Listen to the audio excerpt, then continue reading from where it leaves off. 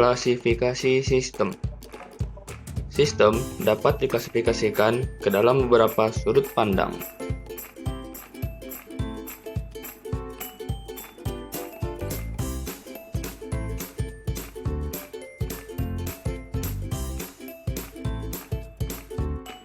Satu, sistem diklasifikasikan sebagai sistem abstrak dan sistem fisik. 2. Sistem diklasifikasikan sebagai sistem alamiah dan sistem buatan manusia. 3. Sistem diklasifikasikan sebagai sistem tertentu dan sistem tertentu. 4. Sistem diklasifikasikan sebagai sistem tertutup dan sistem terbuka. Model sistem perusahaan. Model adalah bentuk penyederhanaan dari sesuatu. Model mewakili sejumlah objek atau aktivitas yang disebut entitas. Manajemen menggunakan model untuk mewakili permasalahan yang akan dipecahkan. Model pada umumnya terbagi ke dalam 4 jenis, yaitu model fisik, model naratif, model grafik, model matematika.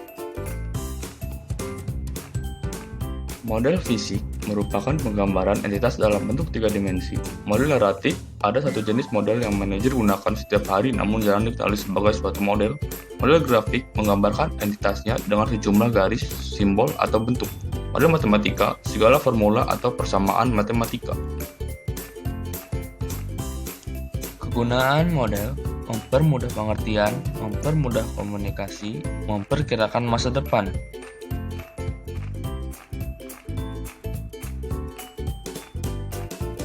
Model-model sistem yang umum pada perusahaan. Sistem fisik.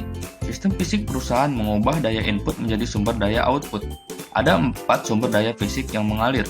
1. Arus material, 2. Personil, 3. Arus mesin, 4. Arus uang.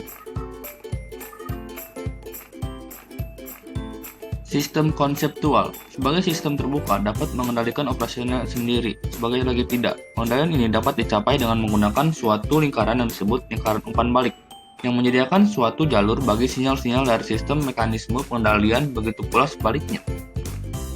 Ada 2 jenis sistem lingkaran, yaitu 1. Sistem lingkaran terbuka. Sistem lingkaran terbuka adalah suatu sistem tanpa umpan balik atau mekanisme pengendalian. Tidak terdapat umpan balik dari sistem untuk mempengaruhi perubahan-perubahan dalam sistem.